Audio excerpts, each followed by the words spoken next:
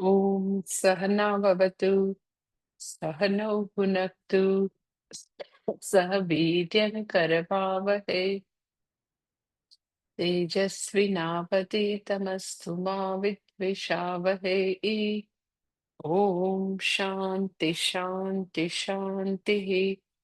श्रुतिस्मृतिपुराणानाम् आलयं करुणालयं नमामि भगवत्पादं शङ्करं लोकशङ्करम् शङ्करं शङ्कराचार्यं केशवं बादरायणं सूत्रभाष्यकृतौ वन्दे भगवन्तौ पुनः पुनः।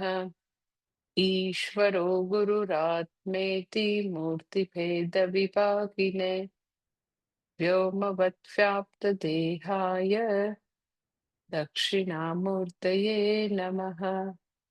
ॐ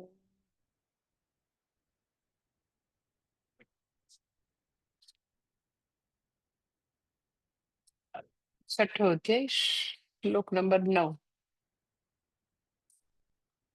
सुहृन्मित्ररुदासीनं मध्यस्थद्वेष्य बन्धुषु साधुष्वपि च पापेषु समबुद्धिर्विशिष्यते। આપણે ગઈકાલે જોયું કે ભગવાન વિવિધ પ્રકારના ઓર વિરુદ્ધ પ્રકારના માઇન્ડસેટ વાળા જે જગતમાં લોકો છે, તો લગભગ બધા જગતના લોકોને આવરી લે એ પહેલી લાઈનમાં કહે છે કે સુરતથી લઈને છેક પાપ કર્મ અધર્મ કર્મ કરનારા બધા જ લોકો પ્રત્યે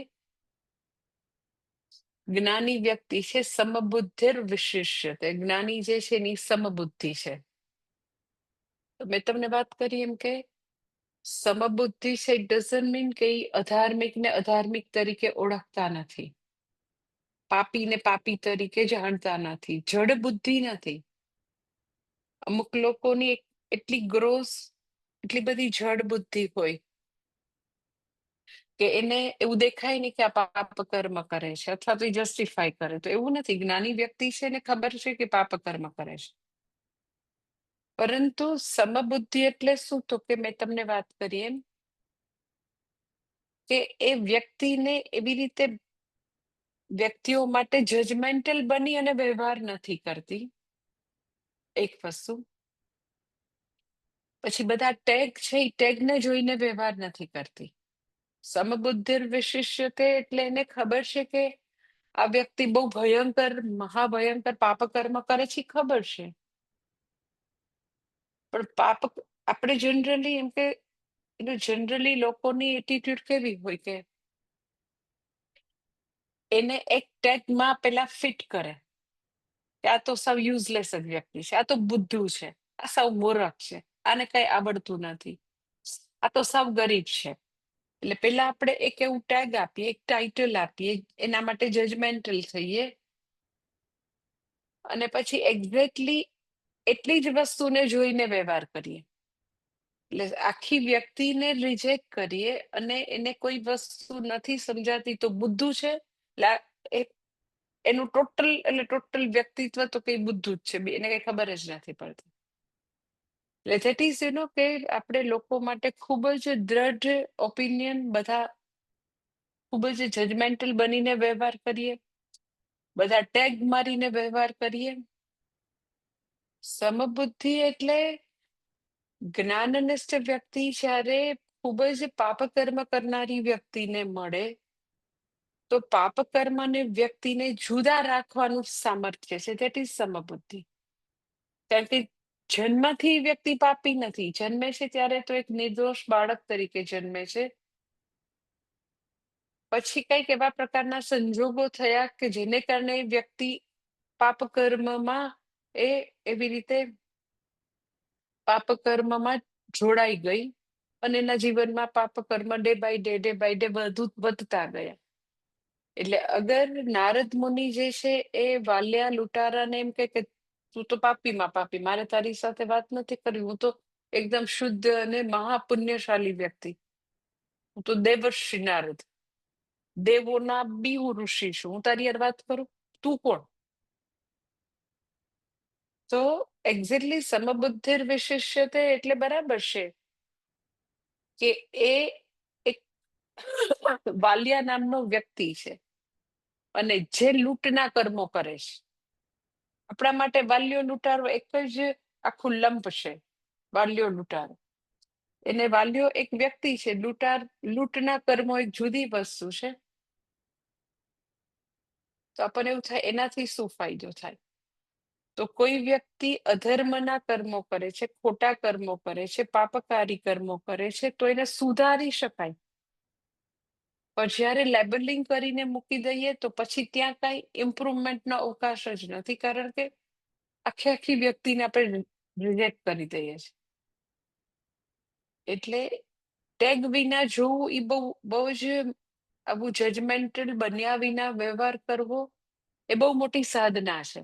એ જ્ઞાનનિષ્ઠ વ્યક્તિને માટે સહજ છે, સાધક માટે સાધના છે કે આપણે આવું નોન જજમેન્ટલ થઈને બધા સાથે વ્યવહાર કરીએ, એવા ફિક્સ આવા બધા ટેગ લગાડી ન દઈએ, અને તો લોકો માટે આપણે કમ્પેશનેટ થઈ શકીએ. આપણે એવું કરુણાથી બહુ બધી અન્ડરસ્ટેન્ડિંગ સાથે વ્યવહાર કરી શકીએ. એટલે એ અધાર્મિક કે પાપ કર્મ કરનારાને એવી જ રીતે ઓળખે છે, પણ છતાં પાપ કર્મ અને પાપ કર્મ કરનારને જુદા રાખવાથી એવા બધા મહાત્મા હોય, લાઈક રવિશંકર મહારાજ હોય કે જેને ચંબલના ડાકુનું હૃદય પરિવર્તન કરી શક્યા, નારદ મુનિ કરી શક્યા, એવા બહુ બધા એવા પાપ કર્મ કરનારાનું સંતો હૃદય પરિવર્તન કરાવી શક્યા, કારણ કે સમબુદ્ધિર વિશિષ્યતે, કે બધાને મનુષ્ય તરીકે જોવે છે. એ પાપી છે, એ બહુ પૈસા વાળો છે, એ બુદ્ધુ છે, એ ઇલિટરેટ છે, એ બહુ ભણેલો છે, એ બધા ટેગ છે. અને એ બધું જજમેન્ટલ બનવું એવું છે. જ્યારે તમે એમ કહ્યું તો બુદ્ધુ છે, તો એ અગેન એક મારું જજમેન્ટ છે. એ તો બહુ પૈસા વાળા એટલે બહુ સારા, અગેન જજમેન્ટ. એ તો ડ્રાઈવર છે, તો એ જજમેન્ટ. એટલે મનુષ્યની ઓળખ મનુષ્ય તરીકે નહીં કરવી અને ટેગથી એને ઓળખવું, ભૂતકાળના ટેગથી ઓળખવું, અને પછી ટેગથી આગળ વિચારી જ ન શકવું. એને મનુષ્ય તરીકે જોવું જ નહીં. આટલા વર્ષો પછી એનામાં કઈ બી ઇમ્પ્રુવમેન્ટ બી આવી શક્યું એવું જોવું જ નહીં. એટલે એનો જે જ્ઞાનનિષ્ઠ વ્યક્તિ છે એ ટોટલી નોન જજમેન્ટલ છે, ટેગથી વ્યક્તિઓને માપતી નથી, અને એ જે છે દેટ ઇઝ એને મહાત્માપણું એ વસ્તુ આપે છે કે હંમેશા બધા માટે આવી સમબુદ્ધિ રાખે છે.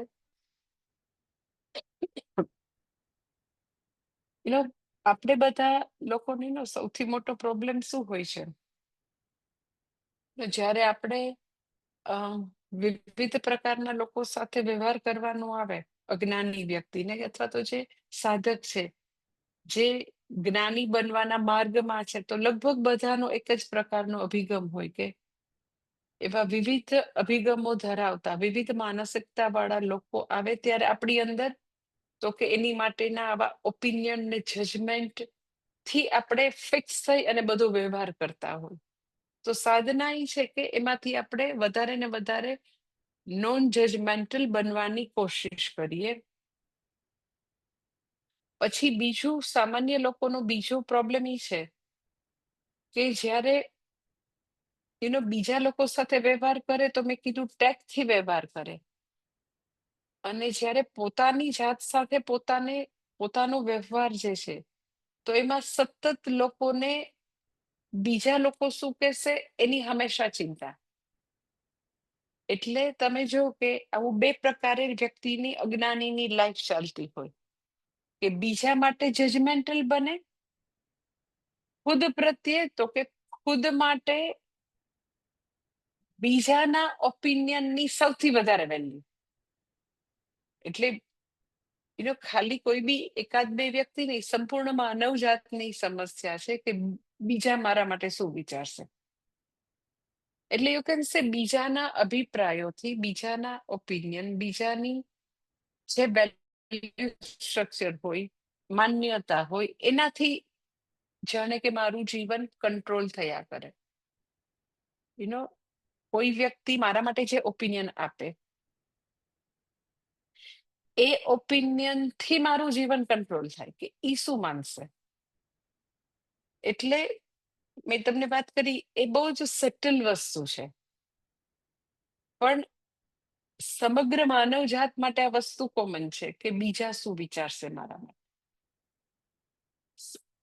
જે લોકો એકદમ પોતાના સિગ્નિફિકન્ટ લોકો છે એનું તો ખરું, પણ આમ પીપલ ઇન જનરલ જેને બહુ ઓળખતા ન હોય તોય એ એક ભય સતત સતાવતો હોય કે બીજા મારા માટે શું ઓપિનિયન માનશે.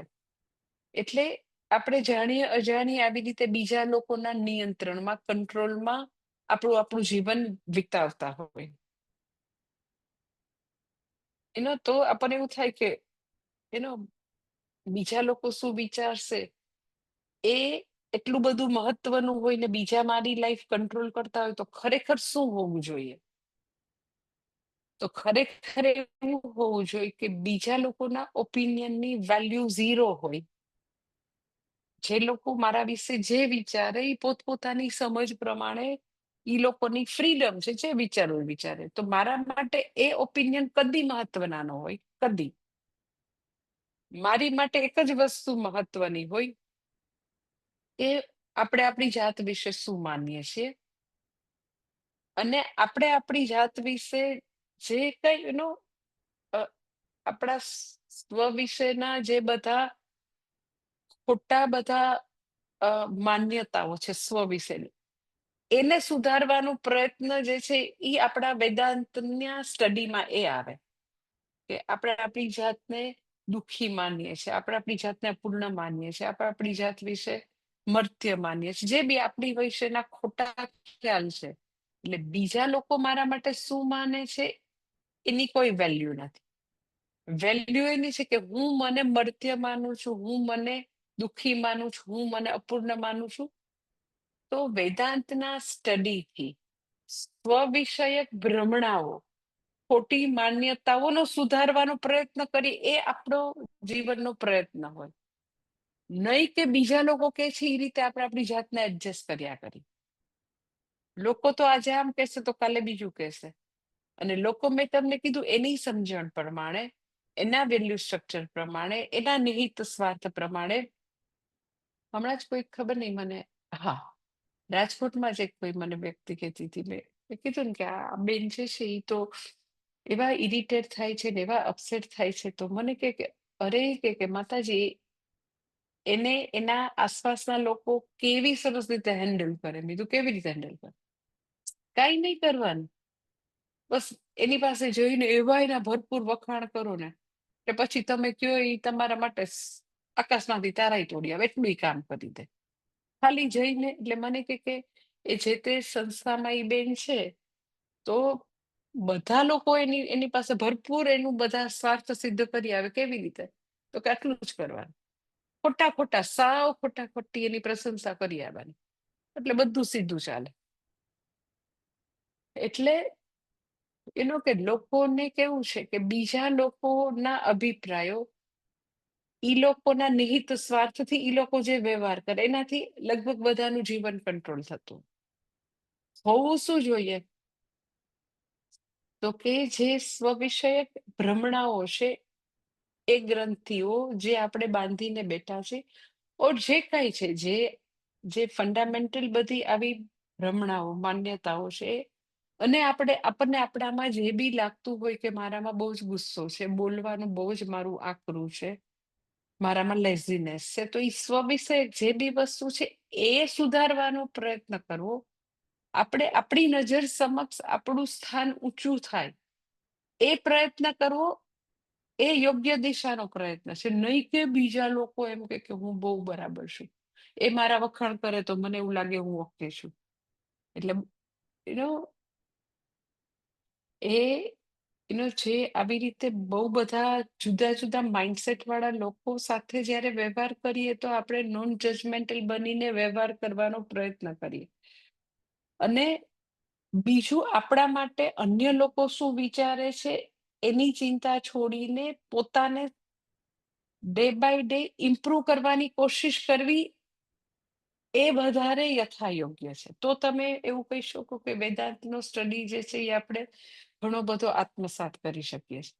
અધરવાઇઝ કેટલો બધો સમય લોકો શું કહેશે અને ઈ પ્રમાણે બધું વિચારવા, એડજસ્ટ કરવામાં બહુ બધો સમય જાય. એટલે એનીવે જ્ઞાની વ્યક્તિ જે છે એ તો કે આવા વિવિધ માઇન્ડસેટ વાળા લોકો માટે સમબુદ્ધિ ધરાવે છે અને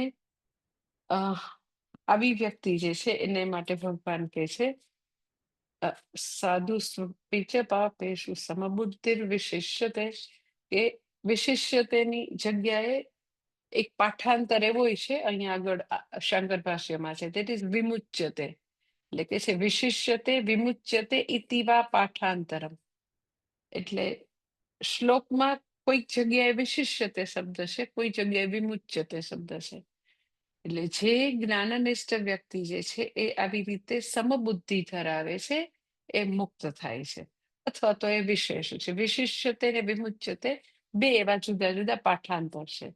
એટલે કોઈ ભગવદ્ ગીતાની હસ્તપ્રતમાં વિશિષ્યતે શબ્દ છે તો કોઈ જગ્યાએ વિમુચ્યતે શબ્દ છે. વિમુચ્યતે એટલે તો કે જ્ઞાનનિષ્ઠ વ્યક્તિ મુક્ત થાય છે. અને હવે ભગવાન જે ધ્યાન યોગ જે છે, જે ટોપિક છે 6થા અધ્યાયનું, એ હવે મુખ્ય ટોપિક જે છે 10મા શ્લોકથી એ વસ્તુનું હવે હાથ એ વસ્તુનું નિરૂપણ કરવાનું અહીંયા શરૂ કરે છે. કે જે વ્યક્તિ ધ્યાનમાં બેસવાની છે એની માનસિકતા કેવી હશે અને એને શું કરવું જોઈએ. મેં તમને વાત કરી એમ કે 6થો અધ્યાય ધ્યાન યોગ છે, નો ડાઉટ, પણ ભગવાન એક્ઝેક્ટ એઝ એ ધ્યાન પ્રક્રિયા એની ઓછી વાત કરશે, ધ્યાતાની ક્વોલિટીની વાત વધારે કરશે, કે ધ્યાનમાં બેસનારો ધ્યાતા, ધ્યાન કરનારી વ્યક્તિ જે છે એની ક્વોલિટી, એની અંદર કેવા સદગુણો હશે એની ચર્ચા વધારે કરશે. કે અગર ધ્યાતા જે છે એ બરાબર છે તો ધ્યાન જે છે એ તુરંત એને લાગી જશે. એને ઓછામાં ઓછી એને ડિસ્ટ્રેક્શન આવશે, ચિત્ત ચાંચલ્ય ઓછામાં ઓછું હશે, ચિત્ત લયનો પ્રોબ્લેમ નહીં હોય, ચિત્ત ચાંચલ્યનો પ્રોબ્લેમ નહીં હોય.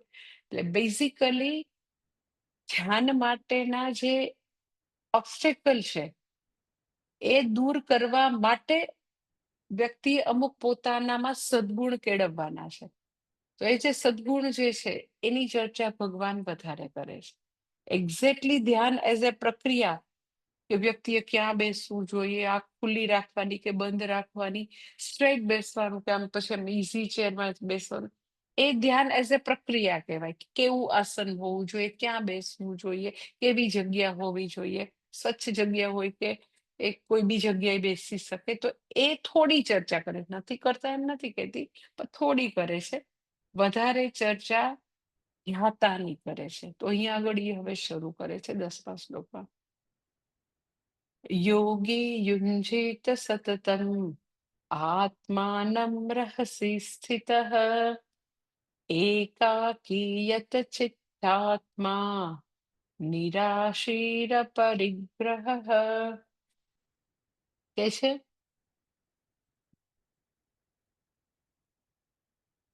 યત ચિત્તાત્મા નિરાશી અપરિગ્રહ યોગી રહસી એકાકી સ્થિતઃ આત્માનમ સતતમ યુંજિત. એટલે જે યોગી છે, જે હવે ધ્યાનમાં બેસનાર વ્યક્તિ છે, એ કેવી હશે? તો કે સૌથી પહેલા કે છે યત ચિત્તાત્મા. યત ચિત્તાત્મા અર્થાત પોતાના ઉપર સ્વ પર વિજય જેને પ્રાપ્ત કરેલું છે એવો યત ચિત્તાત્મા. બીજું કે છે નિરાશી, એટલે જેનામાંથી તૃષ્ણાઓ ચાલી ગઈ છે. થર્ડ થિંગ ઇઝ અપરિગ્રહ, કે જે વ્યક્તિને પાસે પરિગ્રહ નથી. અને એવો યોગી રહસી એકાકી, આવા યોગીએ એકલા રહીને એકાકી સ્થિતઃ આત્માનં સતતમ યુંજીત. પોતાના મનને સતત ધ્યાનમાં યુંજીત એટલે જોડવું. એટલે આવી યતચિત્તાત્મા જેને પોતાના પર સ્વવિજય પ્રાપ્ત કર્યો છે, જેની જેની જેની પાસેથી તૃષ્ણાઓ ખરી પડી છે, ચાલી ગઈ છે, પરિગ્રહ નથી જેની પાસે, એવી વ્યક્તિ એકલા રહીને પોતાના શાંત સ્થળે એકલા રહીને પોતાના મનને ધ્યાનમાં જોડવું. એટલે આમ જનરલી આપણને એવું થાય કે બસ ધ્યાનમાં બેસી ગયા, અને આમ દુનિયામાં બહુ બધું તમને ખ્યાલ છે કે એટલું બધું ધ્યાન વિશે ચાલતું હોય, એટલે લોકોને એવું થાય કે બસ આપણે ખાલી આંખો બંધ કરી અને બેસી જાય એટલે ધ્યાન થવા માંડે, ધ્યાન લાગી જાય. તો એવું ઈઝી નથી. એ વ્યક્તિ જે છે, જે ધ્યાન કરી રહી છે, એનામાં આટલી બધી ઇનર ક્વોલિટી, ઇનર સ્ટ્રેન્થ છે, ત્યારે ધ્યાન કરી શકે છે. એટલે આપણને ધ્યાન કરવામાં બહુ બધા વિઘ્નો આવતા હોય તો તમને ખ્યાલ આવે કે આવું ઘણું બધું જોઈએ તો ધ્યાન સહજ બને. એ તો તમે ધ્યાન કરતા હો તો એમ ના નથી પાડતી હું, પરંતુ મુશ્કેલ છે. સૌથી પહેલું કે છે યતચિત્તાત્મા.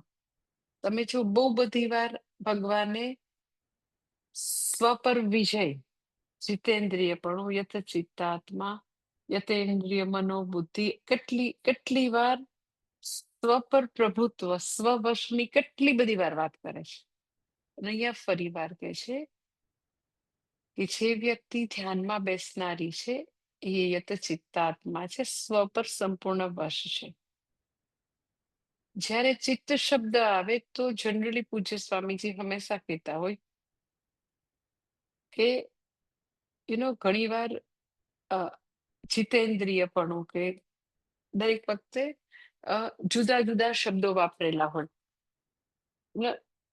દરેક વખતે ચિત્ત શબ્દ નથી હોતો, પણ કોઈક વાર ચિત્ત શબ્દ બી વાપરે. ચિત્તાત્મા એટલે પોતાના ચિત્ત ઉપર સંપૂર્ણ પ્રભુત્વ છે. તો જ્યારે ખાસ કરીને ચિત્ત શબ્દ હોય તો થોડું એમ કે યુ આગળ જે છે ચિતાત્માનઃ, ચિતાત્માનઃ શબ્દ આવ્યો, પછી જ્ઞાન વિજ્ઞાન તૃપ્તાત્મા કૂટસ્થો વિજિતેન્દ્રિય, પછી એટલે જો અહીંયા ઇન્દ્રિય પરનો વિજયની વાત કરી, પછી આગળ જીતાત્માના, આત્મા એટલે જેને પોતાના કાર્યકારણ સંઘાત ઉપર સંપૂર્ણ વશ પ્રાપ્ત કર્યો છે. હવે અહીંયા આગળ એવું ઇન્દ્રિય કે આવું જીતાત્માના એવો શબ્દ નહીં વાપરી, અને શું વાપર્યો તો કે ચિત્ત શબ્દ વાપર્યો, યથચિત્તાત્મા. જ્યારે એવી રીતે ચિત્ત શબ્દ આવે તો ભૂતકાળની મેમરીનો અહીંયા ઉલ્લેખ કરે છે. ચિત્ત શબ્દ હોય તો ચિત્ત અંતઃકરણના 4 ભાગ છે.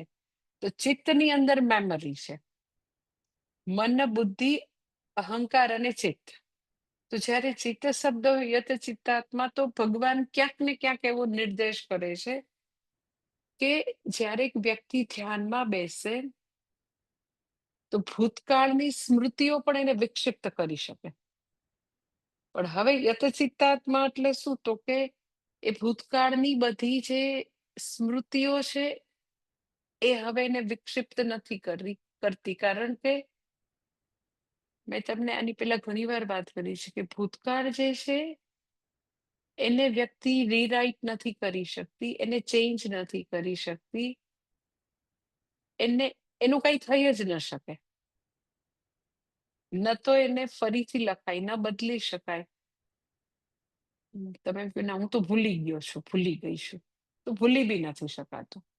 હા, તમને એમ કે એક્ઝેક્ટ ડિટેલ યાદ ન હોય બધી એકદમ જ, પણ એની જે ભૂતકાળની સ્મૃતિથી જે વેદના જે છે, જે દુઃખ છે, જે ભાર છે, એ બધી પાછી હોય એમ એકદમ બધી જ વસ્તુ ડિટેલમાં સ્મૃતિમાં ન બી હોય, એટલે કોઈ વ્યક્તિ પોતાના ભૂતકાળ માટે એને ઢાંકવાનો પ્રયત્ન કરે, ભૂલવાનો પ્રયત્ન કરે, બદલવાનો પ્રયત્ન કરે, ફરીથી બધું સરખું કરવાનો પ્રયત્ન કરે, તેવું કંઈ થવાનું જ નથી. ભૂતકાળની સ્મૃતિ સાથે એક જ વસ્તુ થઈ શકે કે એઝ ઇટ ઇઝ એનો સ્વીકાર કરવો કે હા આવું હતું, હા આમ હતું અને આમ થયું અને આમ કર્યું અને આવું આવું હતું ફેમિલીમાં, કે જે કઈ માતા પિતા સિબલિંગ્સ છે વોટેવર. એટલે જે લોકો ભૂતકાળની સ્મૃતિઓનો બહુ જ સહજ સ્વીકાર ન કરે તો ધ્યાન દરમિયાન એ સ્મૃતિ પણ વિક્ષેપનું કારણ બની શકે.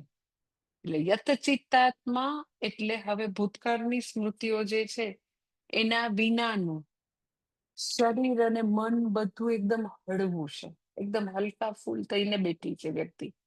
હવે એકેય વસ્તુ એને વિક્ષેપ નથી કરતી, કારણ કે હા મારા પ્રારબ્ધ પ્રમાણે ઈ જ હતું અને મને એકદમ જ ભગવાન જે છે કર્માધ્યક્ષ, જે નિયતિ છે, નિયમ રૂપે છે, એ બધું બરાબર હતું ને મને મંજૂર છે. એ યથા યોગ્ય જ હતું, કારણ કે ઈશ્વરે મોકલ્યું હતું. ભલે ત્યારે નહોતું સમજાતું પણ હવે સમજાય છે. એટલે ભૂતકાળની સ્મૃતિથી એ વ્યક્તિ બિલકુલ વિકસિત થતી નથી, બધો સ્વીકાર કર્યો છે અને એનાથી શાંત અને સ્વસ્થ મન છે. ધેટ ઇઝ યતચિત્તાત્મા. એટલે તણાવ મુક્ત મન છે. ધેટ ઇઝ યતચિત્તાત્મા. પછી બીજું કે છે નિરાશી. નિરાશી એટલે કે છે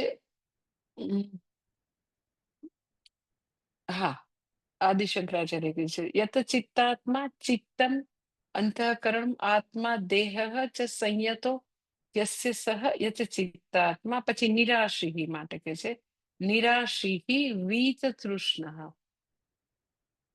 નિરાશી શબ્દ જે છે આપણે ગુજરાતીમાં એ તો બહુ નિરાશ થઈ ગયા, એ અર્થ નથી. નિરાશી એટલે એ વ્યક્તિ જે છે વીત તૃષ્ણ, તૃષ્ણાઓ ચાલી ગઈ છે. તૃષ્ણા અને ઈચ્છાની વચ્ચે બહુ મોટો ફરક છે. ઈચ્છા જે છે એ સિમ્પલ મને આ જોઈએ, ડિઝાયર, કામના, મને આ જોઈએ.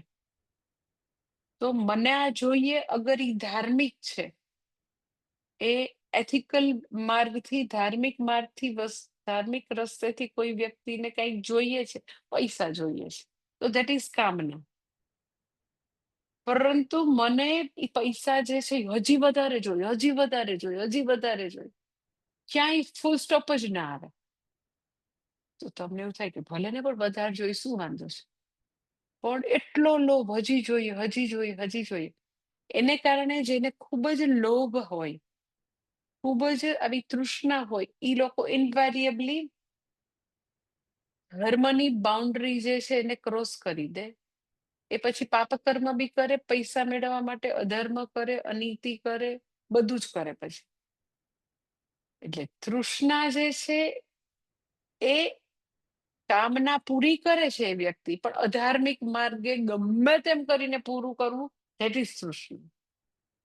કામના જે છે એ શુદ્ધ વસ્તુ છે કે હા ધાર્મિક રીતે પોતાની ઈચ્છા પૂરી કરવાનો પ્રયત્ન, ધેટ ઇઝ કામના ઓર ઈચ્છા. નિરાશી એટલે શું? તો કે જે વ્યક્તિ ધ્યાનમાં બેસે એને હવે ભૂતકાળની સ્મૃતિ કઈ હેરાન નથી કરતી, એકદમ હળવા ફૂલ તણાવ મુક્ત થઈને બેઠી છે. પાછી એના મનમાં હજી આ લઈ આવું ને, આ ભોગવી લઉં ને, આ ભેગું કરી લઉં ને, અહીંયાથી લઈ આવું ને, હજી આપણે ઓલી હોટલમાં નતા ગયા ને, એવી બધી હવે તૃષ્ણાઓ છે જ નહીં. એટલે જસ્ટ તમે ઇમેજિન કરો કે બહુ બધી તૃષ્ણાથી મન એટલું બધું ટ્રાફિક જામ વાળું હોય, તો એ ધ્યાનમાં આંખ બંધ કરીને બેસે તો એ જ બધી વસ્તુ યાદ આવે. પછી ઓલું નવું મૂવી જે છે ને એ જોવા જવું છે, આ જે છે એ ખાઈ લેવું છે, ઓલું ત્યાં સેલ છે એ મારે ખરીદવાનું રહી ગયું. એટલે nth નંબર ઓફ વસ્તુ એની અંદર ફર્યા કરતી હોય. હજી અહીંયા ફરવા જવાનું છે, હજી આટલું આ કરી લેવાનું છે, આ કરવાનું છે. નિરાશી એટલે વ્યક્તિ તો કે ખૂબ જ એનામાં વૈરાગ્ય છે, તૃષ્ણાઓથી મુક્ત છે. શા માટે તૃષ્ણાથી મુક્ત થઈ છે? શા માટે વૈરાગ્ય છે? તો કે નેચરલી એને દીર્ઘકાળ સુધી કર્મયોગ પરાયણ જીવન જીવ્યું છે.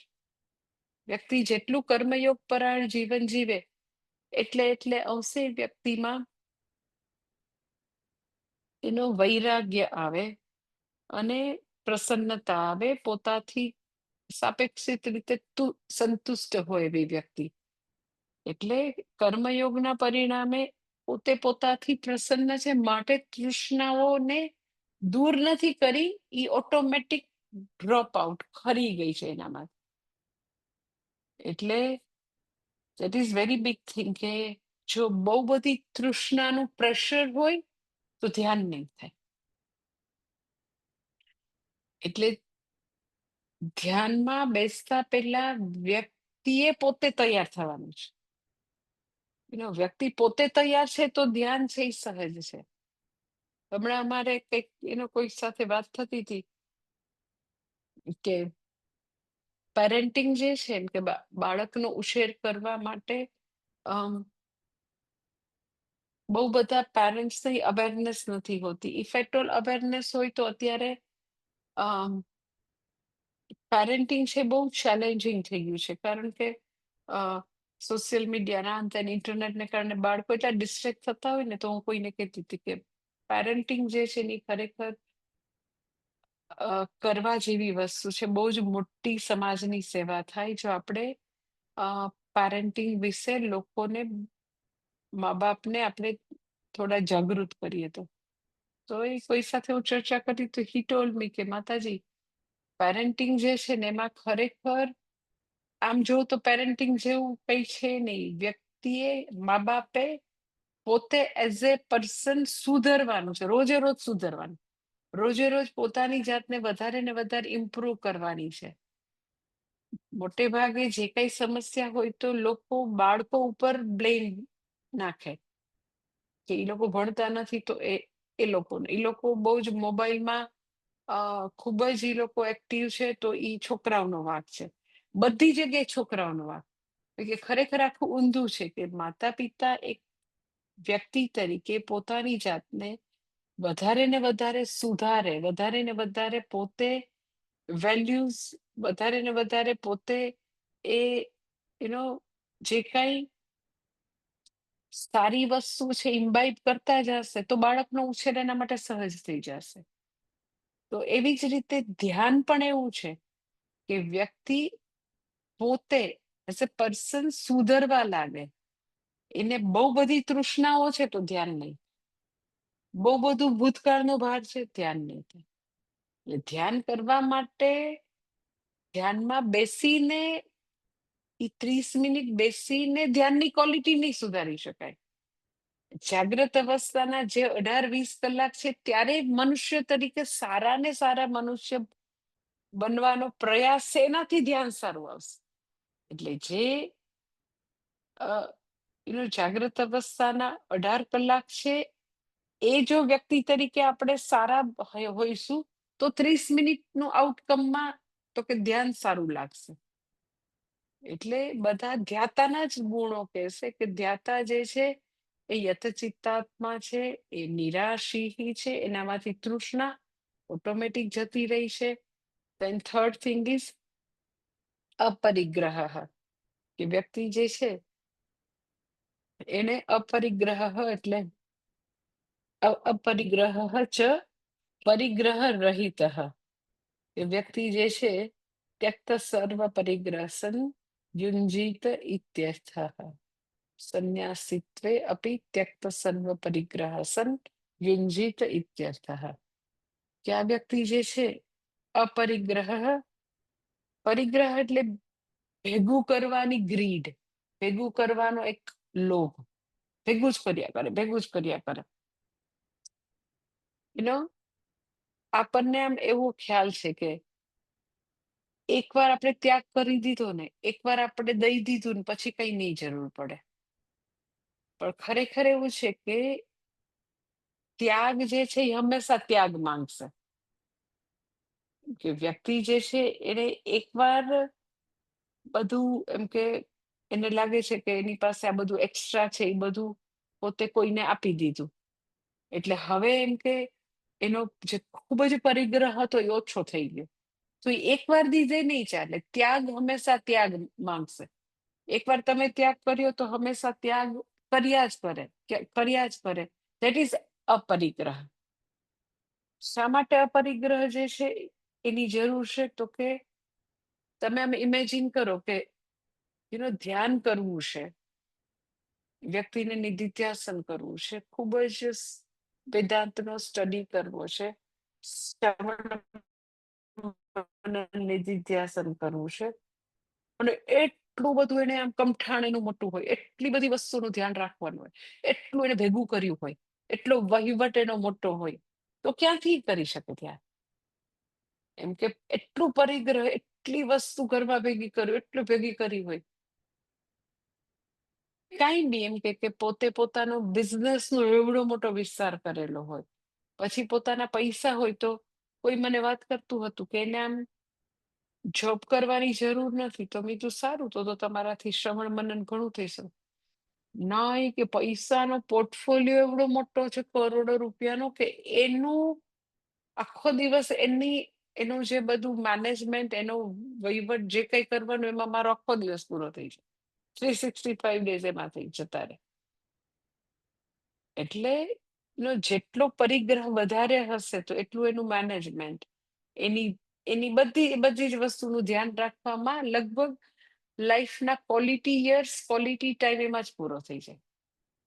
એટલે જેટલું વ્યક્તિ ભેગું કરે, જેટલું ભેગું કરે, જેટલું ભેગું કરે, તો એ બધી વસ્તુ સાચવવામાં તો સમય જાય, સમય એટલે લાઈફ જઈ રહી છે. એટલે ભેગું કરવું એ રોગ છે, ભેગું જ કર્યા કરવું એ ખરેખર રોગ છે. ધીસ ઇઝ પૂજ્ય સ્વામીજી એક વાત કરતા હોય કે એક ઋષિકેશના એક મહાત્મા હતા, તો બિચારા એમ જ એમ કે આ મહાત્મા પણ એને બધા ખાલી જે ડબ્બા હોય એને એવું થાય કે કદાચ કામ લાગે તો એની હટમાં એટલા બધા એને ડબ્બા ભેગા કર્યા હતા. અ, સ્વામીજીનું નામ એને પરિપૂર્ણાનંદજી કરીને હતા. તો કે એટલા બધા એને એના રૂમમાં ડબ્બા ભેગા કર્યા કે એને પોતાને રહેવાની પણ જગ્યા નહોતી. એટલે વ્યક્તિ અગર જાગૃત હોય તો એટલું બધું પરિગ્રહ કરે, એટલો બધો પરિગ્રહ કરે. અને વસ્તુઓની સંભાવ આપણી જાગૃતિનો એ તો ઈ ટેન્ડન્સી જેવી છે વસ્તુઓની, કે ઈ ભેગી થયા જ કરે, થયા જ કરે, થયા જ કરે. અમુક લોકો મેં એવા જોયા છે કે અ, એ તો સારું છે એમ કે આશ્રમમાં એ લોકો ગરીબો માટે કપડાં આપી જાય. હું કહું ને કે આપણે ત્યાં સ્લમના ક્વાર્ટર છે રાજકોટમાં, તો હું અમુક લોકોનું જોઉં ને તો એ આમ એવરી ટાઈમ એટલે એ તો પરિગ્રહનો અભાવ છે, સારું છે. એવરી ટાઈમ એવડી હ્યુજ મોટી મોટી બેગ ભરીને કપડાં આપી છે. Every time huge. તો મને વિચાર આવે કે તો આટલું બધું શોપિંગ શા માટે કર્યું હશે? ઘરમાં એ લોકો 4 વ્યક્તિ, પતિ પત્ની ને 2 બાળકો. પણ તમને 2 મહિને ને 3 મહિને હ્યુજ એમ કે એટલા કપડાના ગંજી ત્યાં આશ્રમમાં ગરીબોને વેચવા આપી જાય, પોતે યુઝ કરેલા. પણ તો એટલો પરિગ્રહ કરવાની જરૂર શું હોય? એટલે લોકો તમે જુઓ કે એટલી બધી વસ્તુઓ ભેગી કરે, એટલી બધી વસ્તુ ઘરમાં તમે જુઓ, એના એક્સ્ટ્રા કપબોર્ડો એમાં તમે જુઓ, ફ્રીઝમાં જુઓ, જ્યાં જુઓ ત્યાં બધો પરિગ્રહ જ હોય અને છોડી ના શકે કાંઈ. તો પરિગ્રહ એટલો બધો કરો, પછી બધું સાચવવામાં ને બધું, તો કે સમય બરબાદ થાય. એટલે સતત આપવાનું સામર્થ્ય જે છે એ વ્યક્તિને આવી અપરિગ્રહી બનાવે. હું એમ નથી કહેતી કે વસ્તુ આવે નહીં, વસ્તુ તો આવ્યા જ કરશે. એને પોતે ન ખરીદે તો બી આવ્યા કરતી હોય. લાઈક તમે મને આશ્રમમાં કહો તો આવ્યા જ કરતી હોય.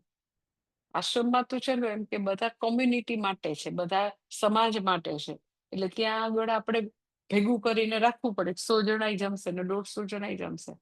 પણ મને પર્સનલી લોકો આપી જતા હોય તો એકવાર વસ્તુ આવે, પણ તમારે આપી દેવાનું સામર્થ્ય, આપી દેવાની જાગૃતિ સતત રાખવી પડે.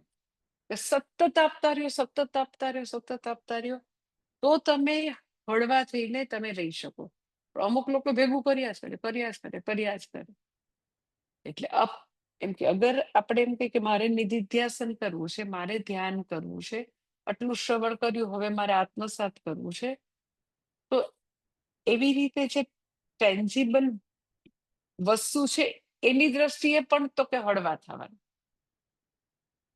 ચિત્તની સ્મૃતિથી બી હળવા થવાનું છે, અને બાહ્ય વસ્તુઓ બી છે અનનેસેસરી બધી ભેગી કર્યું એનાથી બી હળવા થવાનું છે.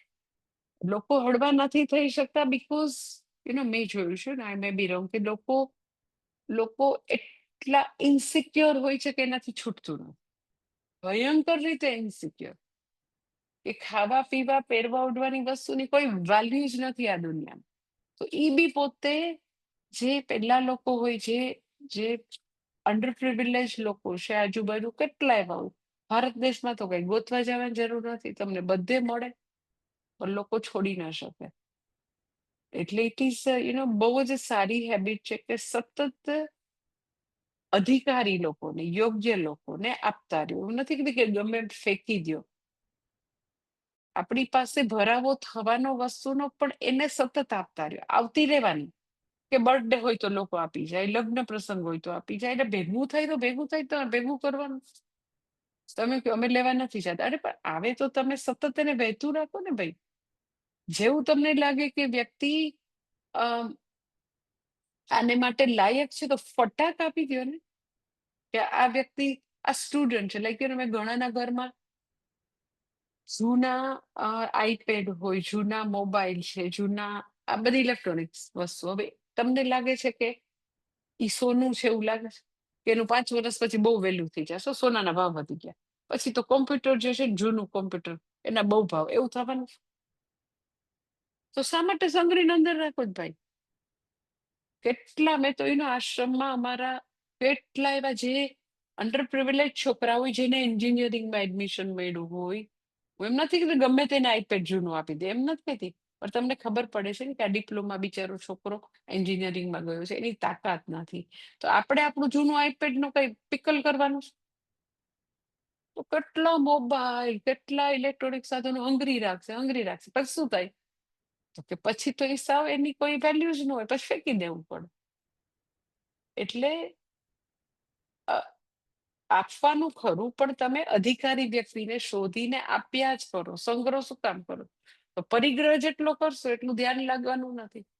એટલે ભગવાન ક્વોલિટીમાં કહે છે કે વ્યક્તિમાં તૃષ્ણાઓ પણ નથી, અને અનનેસેસરી આવો પરિગ્રહ પણ નથી, કે જ્યાં બી એને ખબર પડે કે આ વસ્તુની મને જરૂર નથી, મારી પાસે આવી ગઈ છે, એકદમ સાવ ન્યૂ બ્રાન્ડ છે પણ માર નથી જરૂર, તો ભાઈ એ અંડર પ્રિવિલેજ વ્યક્તિ સારું સ્ટડી કરે છે ને તો આપી દો ને ભાઈ એને. કે ધારો કે એકદમ સરસ બેકપેક તમારી પાસે આવતો, તમે બેકપેક લઈને કોલેજમાં જવાનું, અરે ભાઈ કોઈ કોલેજમાં ભણતો છોકરો છે, સ્કૂલમાં ભણતો છોકરો છે, ગરીબ છે તો આપી દો ને. તમે પણ 1,000 રૂપિયા 100 વોટ આપી દો ને. પણ લોકોને એટલી ઇનસિક્યોરિટી, એટલે કંજૂસ કંજૂસ કંજૂસ, કઈ વાત જવા દો. નથી છૂટતું એનું રીઝન કંજુસાઈ, અને કંજુસાઈ જે છે એનું રીઝન કે ટ્રેમેન્ડસ ઇનસિક્યોરિટી. ઇનસિક્યોર એટલે શું? તો કે ભગવાન ઉપર ભરોસો ઝીરો. જે લોકોનો ભરોસો ભગવાન ઉપર હોય એ લોકો છોડી શકે.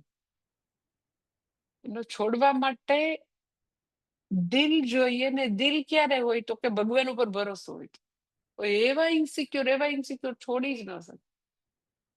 એટલે મેં એવા નંબર ઓફ પીપલ જોયા છે કે આમ એની ઘરે 50 વર્ષ જૂના ટોયસ પડ્યા હોય તોય કાઢે ને, ભાઈ આ 50 વર્ષ જૂના ટોયસ.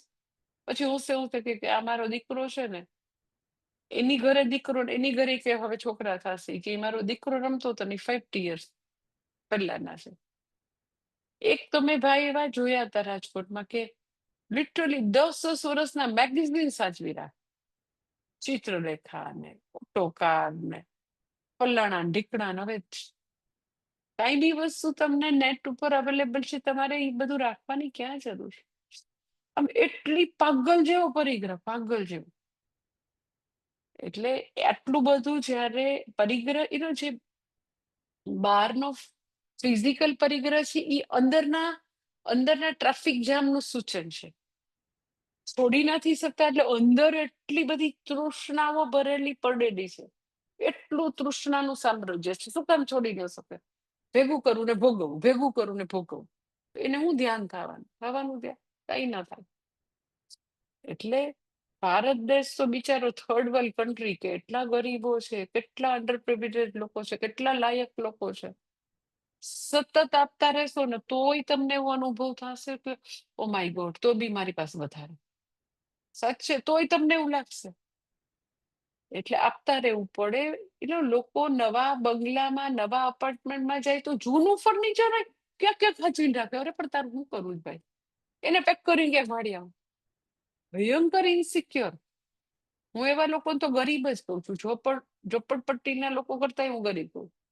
અરે તે આટલું 1 કરોડનું ફર્નિચર કરાવ્યું, પછી તારી ઘરે કામવાળી આવે ને આપી દે, તારે પેક કરીને રાખવાનું શું જરૂર છે? કેવા ખુશ થઈ જાય, કેવા ખુશ થઈ જાય. એનો જેવું તમને એવું થાય ને કે આપણે 4 ખુરશી નવી લીધી તો જૂની 4 ખુરશી છે એને બગીચામાં તમારે એવી રાખવાની ક્યાં જરૂર? નવો એક ડિનર સેટ લીધો તો 15 વર્ષ પહેલાની સ્ટેનલેસ સ્ટીલની થાળીઓ એ ઝૂંપડામાં જઈ અરે કેવા ખુશ થઈ જાય. અને તમે સ્ટેનલેસ સ્ટીલની વસ્તુ લેવા જાવ ને તો 5,000માં તમારું આખું કિચન ભરાઈ જાય. 5-10 હજાર. શું એની વેલ્યુ છે સ્ટીલના વાસણ? લોકો આમ હરામ બરાબર છે એની કામવાળી નહીં આપે તો. અને હવે આપડી કેટલા ગોબા પડેલી થાળીમાં ખાય અને આમ પેલા ડિનર સેટ તમને આમ દેખાય જમતા હોય તો અમેરિકાથી આવેલા. પણ શું કામ સંગ્રહ કરો છો? સાચે એટલે ન તો પોતે જે ભેગું કરે એનો લક્ષણ ઈ છે કે ઈ પોતે બી ભોગવે નહીં, કોઈને ભોગવાય ન દે. વેરી વેરી હું એને ખરેખર એને તો એક પ્રકારની બીમારી કહું છું. સિક મેન્ટાલિટી, સિક એકદમ. એટલે આટલી ભગવદ્ ગીતા ભણીને આટલું તો શીખવું જોઈએ કે અપરિગ્રહ. હું 100% એવું નથી કહેતી કે બધું આપતી, પણ અરે ભાઈ આ તો આમ હદ કહેવાય ને. 1 કરોડનું નવું ફર્નિચર કર્યા પછી જૂનું હોશે હોશે આપો ને બધાને. એટલે દેટ ઇઝ ગૃહસ્થી લોકો 100% અપરિગ્રહ ન કરી શકે. અહીંયા તો આદિશંકરાચાર્યજી કહે છે કે અપરિગ્રહ ચ પરિગ્રહ રહિત સંન્યાસિત્વે અપી ત્યક્ત સર્વ પરિગ્રહની વાત કરે છે. એવું નહીં, પણ સાપેક્ષિત રીતે પરિગ્રહથી મુક્ત થવું that is the best way કે પોતે હળવાશથી જીવે. એટલે તનથી એટલે આમ બધી વસ્તુઓથી હળવાશ અને સ્મૃતિઓથી બી હળવાશ. તો તમને તો કે ધ્યાન થશે. અને પછી વ્યક્તિએ ક્યાં જવાનું? તો કે એકાકી રહસી સ્થિત. એવું એકાકી એટલે એકલા રહેવાનું. ક્યાં? તો કે શાંત સ્થળે સ્થિત એટલે રહીને. શાંત સ્થળે એકલા રહીને પોતે ધ્યાન કરવા. એટલે શું? તો કે જ્યારે વ્યક્તિ ધ્યાન કરવા બેસે છે તો એ મધર કે ફાધર કે ભાઈ કે બેન કે દીકરો દીકરી ધ્યાન નથી કરતા. એ સર્વ રોલથી મુક્ત થઈને હવે એ ધ્યાતા જે છે એ વ્યક્તિ રોલમાંથી મુક્ત થઈને એ વ્યક્તિ જે છે એ ધ્યાન કરે છે. જેને આપણે બેઝિક પર્સન કહીએ એ ધ્યાન કરે છે. એટલા માટે શાંત સ્થળે એકલા રહીને ધ્યાન કરવાનું છે. એમાં કંપનીની જરૂર નથી. કે અમે લોકો તો એમ કે ધ્યાન માટે જઈએ, સવારે રવિવારનો ક્લાસ હોય ને ધ્યાનનો, પણ કંપની હોય તો હું મારી ફ્રેન્ડ હોય તો અરે ધ્યાન જે છે એ શાંત સ્થળે એકલા રહીને કરવાનું છે. વ્યક્તિએ બધા રોલમાંથી મુક્ત થઈને એક બેઝિક પર્સન ઈશ્વર સાથે રિલેટ કરશે. એમાં કોઈની હવે કંપનીની જરૂર નથી, કોઈની સહાયની પણ જરૂર નથી. એમાં શું છે? તો કે આત્મેવ આત્મનો બંધુ. વ્યક્તિ પોતે પોતાની મિત્ર છે અને પોતે ધ્યાન કરે છે. એટલે કયા સ્થળે ધ્યાન કરવું? તો આદિ શંકરાચાર્યજી એવું કહે છે આમાં ભાષ્યમાં યોગી એટલે ધ્યાયી, જે ધ્યાતા છે. યોગી યુંજીત સમાધ્યાત સતતમ સર્વદા આત્માનમ અંતઃકરણમ. પછી કે છે રહસ્ય એટલે શું, તો કે એકાંતે ગિરિગુહાદો સ્થિત સન એકાકી અસહાય. એટલે પેલાના જમાનાની વાત હતી, એટલે કે છે કે વ્યક્તિ એક એકાકી એકાંત સ્થાનમાં જશે, ગિરિગુહાદો એટલે એવા પર્વત વગેરે સ્થળમાં, જંગલમાં, પર્વતમાં, ગુફામાં જઈને એકલા ધ્યાન કરશે. અત્યારના સંદર્ભમાં કયો તો કોઈ શાંત સ્થળે, શાંત સમયે, કે બધા ઘરના લોકો ઉઠ્યા ન હોય ત્યારે, તેથી શાંત સમય, શાંત સ્થળ, કે આપણે નર્મદા કિનારે કે ગંગા કિનારે કે આશ્રમમાં જઈને શાંતિથી વ્યક્તિ જે છે પોતે પોતાની જાત સાથે છે. કોઈ મિત્રની કે કોઈ સહાયની જરૂર નથી. એટલે ધ્યાનમાં આપણે જ આપણા મિત્ર છીએ. એમાં એકાકી જ કોઈ વ્યક્તિ, એકાકી રહસ્ય સ્થિત. અને પછી આગળ કે છે યોગી યુંજીત સતત. અને એ ધ્યાતાએ, એ યોગીએ સતત પોતાના મનને વધુ સમય ધ્યાનમાં જોડવાનું. એટલે જેટલો સમય પોતે વધારે કરી શકે એટલો સમય પોતે ધ્યાન કરવું જોઈએ. ધ્યાનમાં મનને આત્મામાં નિષ્ઠ અને લીન કરવાનો પ્રયત્ન કરવો જોઈએ. ધેટ ઇઝ યોગી યુંજીત સતત. અને એકાકી રહસ્ય સ્થિત. એટલે આ બધી ધ્યાતાની વાત કરી, અને હજી આગળ તો કે ધ્યાતાને હજી સૂચના આપે છે. મેં તમને કીધું કે હવે 11 અને 12મો શ્લોક જે છે એ હવે ધ્યાતાને કહે છે કે તારે ક્યાં બેસવાનું. એટલે ધ્યાન એઝ અ પ્રક્રિયા હવે વાત કરે છે. 11 ને 12મો આપણે સાથે લેવાનો છે શ્લોક. એમાં ક્યાં બેસવાનું, કેવું આસન હશે, પછી આંખોની સ્થિતિ કેવી હશે, એ બધું જ તો કે 11 અને 12માં એ બધી સૂચના ધ્યાતાને આપે છે. પેલા ધ્યાતાની ઇનર ક્વોલિટીની વાત કરી, કે જો આંતરિક સ્થિતિ આવી હશે. અને પછી હવે બહારની પોઝિશન જે છે એ વાત કરે છે. શ્લોક 11 અને 12 નેક્સ્ટ સેશનમાં જોઈ લઈશું. ઓમ પૂર્ણમદ પૂર્ણમિદમ પૂર્ણાત પૂર્ણમુદચ્યતે પૂર્ણસ્ય પૂર્ણમાદાય પૂર્ણમેવાવશિષ્યતે. ઓમ શાંતિ શાંતિ શાંતિ. હરિ ઓમ શ્રી ગુરુભ્યો નમઃ. હરિ ઓમ.